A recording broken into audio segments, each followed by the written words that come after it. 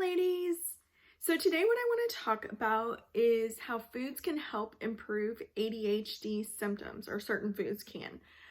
First of all, for those of you that don't know who I am, my name is Christy Roker. I'm a Master Certified Health Coach, and I help women who have autoimmune diseases reclaim their body again without sacrificing the food they love and the life that they enjoy.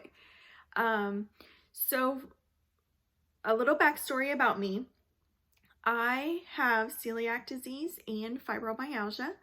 I literally, when I hit rock bottom, I was to the point where I had difficulty buckling my son into his car seat. I had difficulty getting him in and out of the bathtub. I would have to go to bed at 7:30 at night because I was completely exhausted after working all day and trying to take care of a baby. So as soon as he laid down at 7:30, I was in bed as well. And this went on for a good, probably the first year and a half of his life. And it just kept getting worse and worse and worse as the year went on, and my pain levels just kept getting worse. My back literally felt like it was on fire. My flare was so high, and I felt like I was in a flare for that period of time as well. So because I was severely exhausted and dealing with the pain, I finally went to a doctor, because us as moms, we are notorious for putting that off until we absolutely have to go. And that was me. I was to the point where I was like, how am I going to work like this? How can I be there for my kids? I'm not. I mean, I didn't get to enjoy the first couple of years, or well, a year and a half of my son's life, because I was in so much pain and the fatigue was just unbelievable. Just the thought of taking him to the park was a lot for me. All I wanted to do was lay down, and I felt really bad because that's all I wanted to do. And it got to the point where I had difficulty even going to my daughter's bowling tournaments and things like that. And I just don't want you to have to miss out on your life because we're not putting ourselves first, and we're not taking care of, your health, my health. We all need to take care of ourselves because we deserve that. So back to the whole point of this video is I want to talk about how foods can help with ADHD symptoms. So research has found that dietary deficiencies can actually contribute to children's behavior and their learning abilities, things like that. So some of the signs that you may see from your child are excessive thirst, dry hair and dry skin, frequent urination, allergies, and eczema. One of the things I normally recommend is having a diary. Write down the foods that they're eating, what's causing, that way you can kind of figure out what's actually causing the issues. Because there's definitely a correlation between food and mood.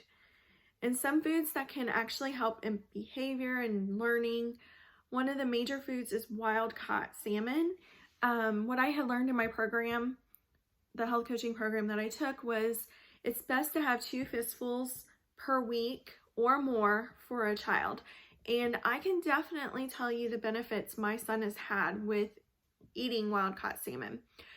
A little backstory about my son. After he was born, unfortunately, he was sick as well. He was wheezing, coughing all night, not sleeping well, and just had a lot of issues. And because I was so sick, I honestly did not address the issues as quickly as I should have, and I feel really, really bad for that. But I did a lot of research in trying to figure out how to help him feel better.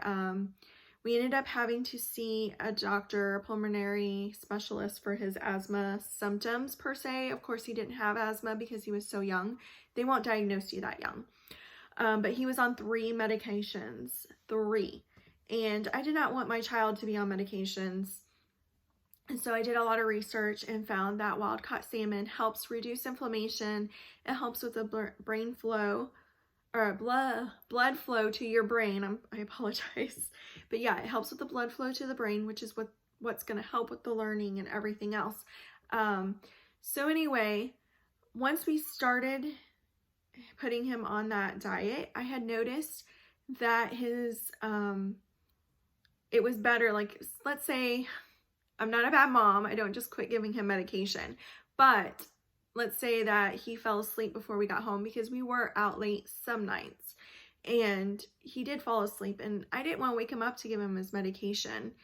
So I would kind of see how he did the next morning. And when he was really bad, he would wake up wheezing or he would cough all night long. So I know that was an issue. But when we started doing that, he would actually wake up and without wheezing, and he would not cough at night. So I noticed a major difference. And so that was when the pulmonologist said it was okay to start weaning him off some of the medications. So we slowly weaned him off each medication. And now we're on all three as needed. I mean, so right now he does have a cough. So this morning, of course, I gave him his inhaler. But guess what? This is the first time I've given it to him or given him any medication since August, and it's January. So I think that is definitely a major improvement compared to where we were. But wild-caught salmon is wonderful. It's going to help your children so much.